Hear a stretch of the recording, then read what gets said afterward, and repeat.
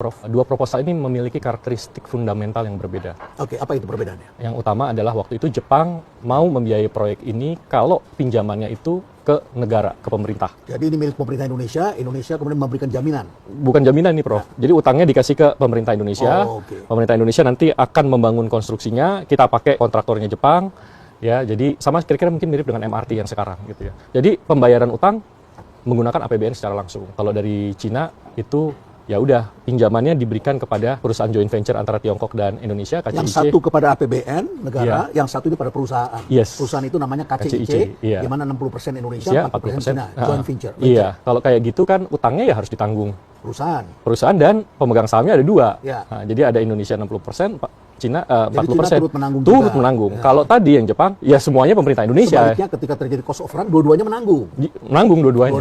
Dua-duanya sama-sama menanggung. Enggak. Tapi tadi kalau Jepang, ya kita yang akan nanggung semua. Karena 100% pinjamannya masuk ke APBN, ya kita harus bayar dari APBN. Oke, itu yang pertama. Fundamental pertama. Itu saya kira yang paling fundamental. Ketika sekarang kita mendebatkan antara Jepang dengan Cina, ini tidak apple to apple ya.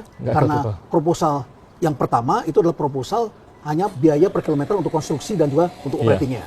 Sedangkan setelah jadi, Jepangnya kita nggak tahu karena menang. Setelah jadi, ini biayanya konstruksi, plus operating, plus pembebasan tanah. Plus dengan memasang signal dan lain sebagainya. Jadi itu dan satu lagi juga kalau kita mau lihat benchmark ya, proyek kereta cepat yang dikerjakan oleh Jepang juga ya.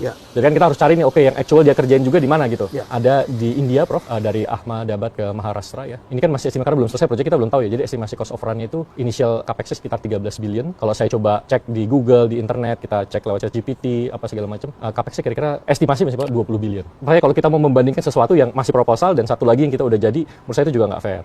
Nah, kita juga susah kan, nggak apple to apple nih. Tapi kalau kita coba lihat lah perbandingan di proyek-proyek kereta cepat lain, kita bisa tahu bahwa magnitude cost of run yang terjadi di proyek-proyek ini itu memang luar biasa, Prof. Ini proyek terjadi di kita lihat di Inggris gitu ya, di Taiwan. Di California itu bahkan cost of run-nya luar biasa, sampai sekarang nggak jadi di California itu ya.